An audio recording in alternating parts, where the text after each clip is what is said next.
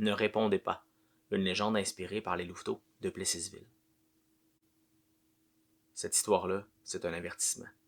Les gens à qui c'est arrivé n'ont plus jamais été les mêmes. Ceux qui ont survécu, là, on s'entend. Parce qu'il y a beaucoup de gens qui en sont simplement pas revenus. Tout commence quand tu te promènes dans le bois, dans le sud de Plessis. Il y a des petites montagnes dans ce bout-là avec des grands bouts boisés. Là.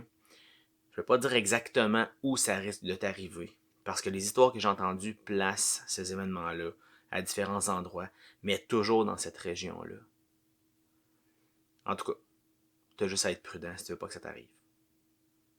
Toutes les fois où c'est arrivé, quelqu'un s'est retrouvé seul en forêt. Pas besoin d'aller dans le bois tout seul là, pour que ça se produise. Oh non. Tu as juste à te retrouver un petit 5 minutes tout seul, entouré seulement par les bruits de la forêt.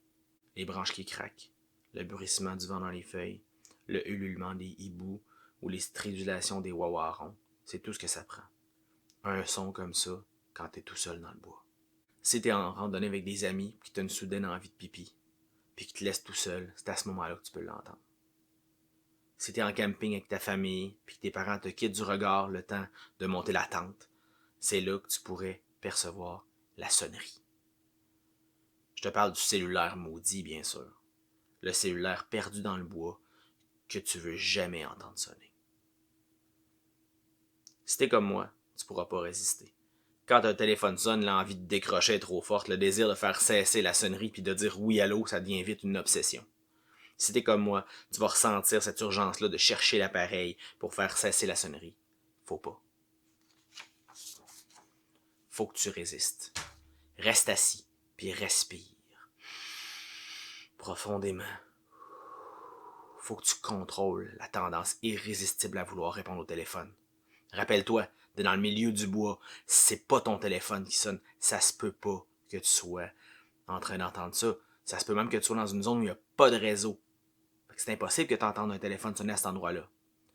Pourtant, si t'es seul trop longtemps, genre plus que 2-3 minutes, ça va t'arriver. Au début, c'est comme un son aigu. Tu vas avoir l'impression de le percevoir juste du bout de l'oreille, là. Tu sais, comme quand t'entends quelqu'un qui écoute de la musique dans ses écouteurs. C'est le premier signe. Place tes mains sur tes oreilles, resserre tes vêtements autour de toi, place-toi en position sécuritaire, puis respire profondément. Le son va s'arrêter dès que tu seras plus tout seul. C'est ça le truc du cellulaire. Il sonne parce qu'une seule personne peut l'entendre.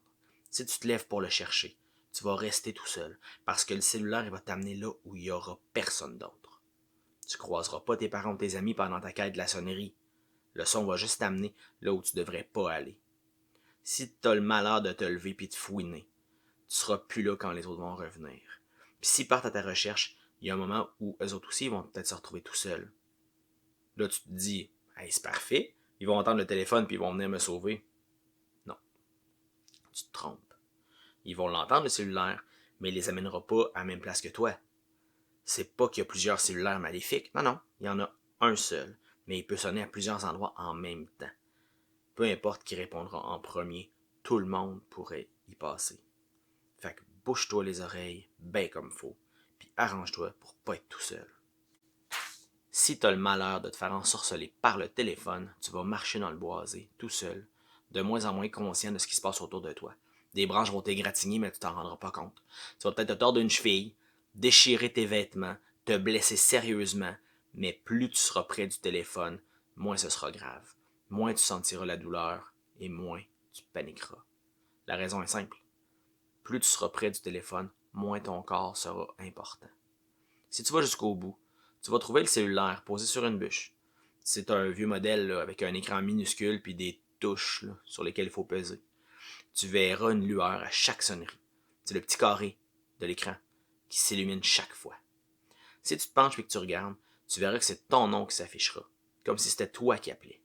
Pourtant, même si tu as un cellulaire sur toi et que tu as le réflexe de vérifier dans tes poches, tu vas voir que c'est pas toi qui fait cet appel-là. C'est pas un vrai appel. C'est un appel qui provient d'ailleurs. C'est ta dernière chance. Si tu résistes pas à ce moment-là, t'es fini. Je t'ai dit au début que certains étaient changés pour toujours. Dès que t'entends la sonnerie, tu peux garder des séquelles. Mais ceux qui ont marché vers la sonnerie, surtout ceux qui résistent à la dernière minute, c'est les plus affectés. Ils sont toujours là. Ils sont toujours là. Crois pas que le cellulaire va te tuer, là. C'est pire que ça. Tu touches le téléphone, puis que tu ouvres le rabat, puis personne ne te reverra. Sauf la prochaine personne qui ouvrira le téléphone. Tu seras la dernière personne qui le verra. Parce qu'après, ça va être ta photo qui va être là pour la prochaine personne. Je peux pas te dire quand ça a commencé, ni d'où vient ce téléphone-là. Tout ce que je peux te dire, c'est que c'est vrai. Fait que retiens bien que si tu te retrouves seul en forêt dans le bout de Plessisville, faut pas que tu répondes au téléphone.